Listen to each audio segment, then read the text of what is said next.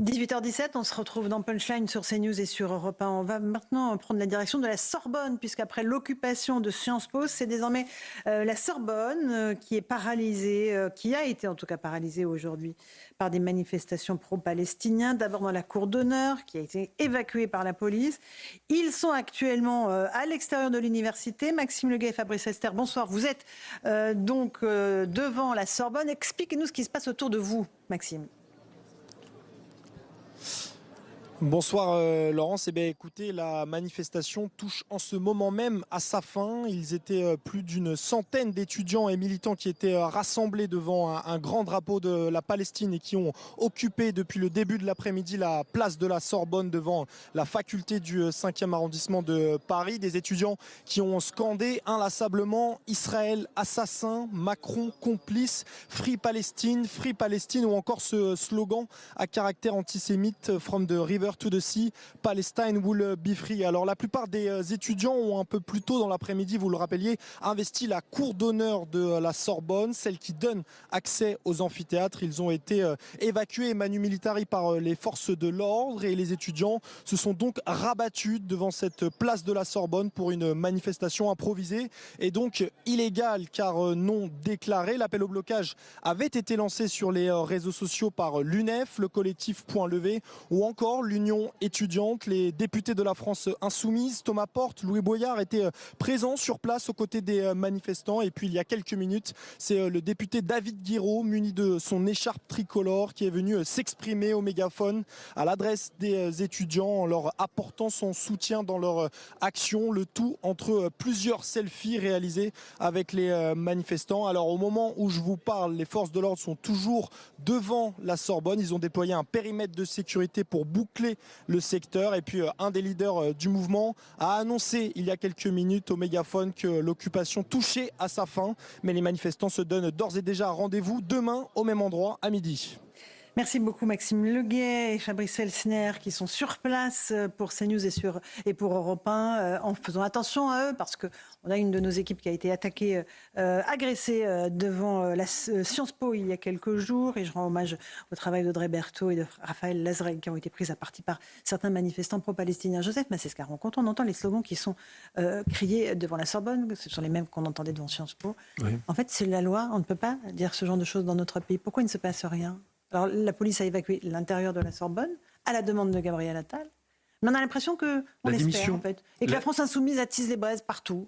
Oui, la démission, j'aurais employé le mot soumission, le mot de Houellebecq, c'est la soumission, elle est totale. La soumission des autorités, quand vous voyez, on a tous à l'esprit le communiqué de Sciences Po, qui était un communiqué dément. Enfin, il disait quoi, Joseph ? En substance, il reprenait donc les argumentaires qui étaient définis, qui étaient présentés, et en gros, ils estimaient qu'il pouvait y avoir discussion. Comme il y a un accord. Il y a un accord. Même ensuite après accord. Allons vite là-dessus, mais vous avez raison. Juste un mot. Il faut le signaler. C'est qu'il y a eu un communiqué du Hamas hier. Et qu'est-ce que disait ce communiqué du Hamas hier ? Ce qui est extrêmement révélateur.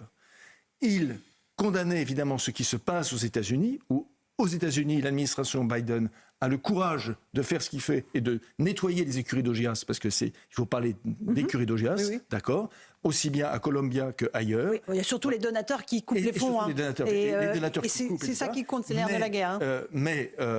Et évidemment, c'était un hommage aux gens de Sciences Po et à l'action de LFI. Donc ça montre que le Hamas soutient LFI, LFI soutient le Hamas, LFI... Attendez, il y a mieux, Joseph. Il y a l'ayatollah Khomeini, iranien, je reste juste au Hamas. Qui a félicité les étudiants qui se mobilisent en France et dans le monde. Simplement... Ils sont soutenus par le régime des Mollahs, donc. C'est le Hamas, organisation terroriste. Rapidement, on avance. Aujourd'hui, la LFI, c'est la branche politique, c'est l'expression, la branche politique du Hamas. Donc, c'est juste, on est au-delà de tout. Quant aux étudiants, les étudiants soutiennent le Hamas. Comment peuvent-ils, une seule seconde, évidemment, sauf par méconnaissance totale de ce qui se passe, oublier que le Hamas, c'est le pire pour la Palestine. Le Hamas, ce sont eux qui ont défenestré des centaines de militants du Fatah. Voilà. Et accessoirement, etc., ont commis les voilà. atrocités du 7 octobre. Tout simplement pour dire que c'est le pire pour la Palestine, le Hamas. Mais voilà. on est d'accord. Et donc, tout ça est un non-sens permanent. J'entends notre indignation. Je suis solidaire des journalistes de CNews qui ont été attaqués. Oui. Je pense aussi aux étudiants juifs qui ont peur d'aller dans ces facs, qui ont peur de porter des signes ostentatoires de leur religion, évidemment. Mais Naïma, c'est insupportable. Non, mais justement, la direction a accepté, dans l'accord, de discuter avec cette minorité d'étudiants sur le fait de continuer la coopération avec les universités israéliennes et je crois aussi des entreprises israéliennes. Vous vous rendez compte? C'est-à-dire que le pouvoir qu'on donne à une minorité, parce qu'il faut rappeler, et je voudrais vraiment insister sur ça, que vous avez 14 000 étudiants à Sciences Po. Ceux qui ont occupé, il y avait environ 40. À l'extérieur, il y avait aussi une minorité d'étudiants Sciences Po qui ont été rejoints par Révolution Permanente. Et la France Insoumise. D'accord. Mais combien ont été sanctionnés? Combien ont été sanctionnés? Zéro sanction. Mais c'est ça qui est grave. Et comment voulez-vous que le Hamas et puis Khamenei, enfin les Mollahs, ne reprennent pas ça en disant regardez, même chez eux, les étudiants, etc. Mais il y a un moment, il faut que la majorité reprenne le pouvoir aussi. Parce qu'en fait, on parle toujours de la dictature des minorités, mais il y a un État, il y a un pouvoir de contrôle de la direction a un pouvoir de sanction. Et en fait, je pense qu'à un moment donné, il faut remettre de l'ordre. Il y a des manifestations illégales sur la voie publique, elles peuvent être évacuées. C'était juste un bout de phrase qui est la fin du communiqué du Hamas. Ce bout de phrase, c'est les étudiants d'aujourd'hui sont les leaders de demain. Voilà. Donc ça veut dire que on a les leaders qu'on peut. Non, mais qu'est-ce que nous on nous prépare avec ce type de logique? Ça veut dire que ces étudiants soutiennent le Hamas qui a commis le 7 octobre un pogrom, qui a tué des femmes, des enfants, des vieillards, qui a violé des jeunes filles et qui les a exhibées devant une foule en liesse. C'est ça qui est grave. Alors, Rachel. Non, mais ce qui est grave, et effectivement, on a oublié, on est très très loin du 7 octobre, on est très loin de penser à nos 3 otages français, et puis on est dans ces jeunes gens, en fait, qui mériteraient simplement d'avoir des règles une nouvelle fois. C'est-à-dire qu'en fait, c'est les adultes qui donnent les règles aux enfants et pas l'inverse. Ces personnes qui sont instrumentalisées aussi et chauffées par LFI et autres, qui sont très tristes d'être nées trop tard et se font croire qu'ils sont les Thomas Sankara, les Rosa Parks d'aujourd'hui. En tout cas, en sous-texte, ils sont en train de nourrir la solution finale 2.0. Et je pense à ces étudiants qui vivent leur judaïsme clandestin et qui ne peuvent pas aller apprendre et se faire une vie qu'ils doivent se construire à la Sorbonne. C'est tout à fait juste. Nous sommes en train de créer une génération de maranes, si ça continue. C'est quoi les maranes? Les maranes, ce sont les personnes qui, à l'époque de l'Inquisition, les Juifs étaient obligés de se cacher. Nous sommes en train de créer en France une génération de marins. On sera beaucoup à ne pas laisser faire. Et je regrette que le gouvernement, justement, et que la direction ait autant capitulé. C'est vraiment triste. Éric Revel, la stratégie de la France Insoumise, c'est d'attiser les braises. On le sait.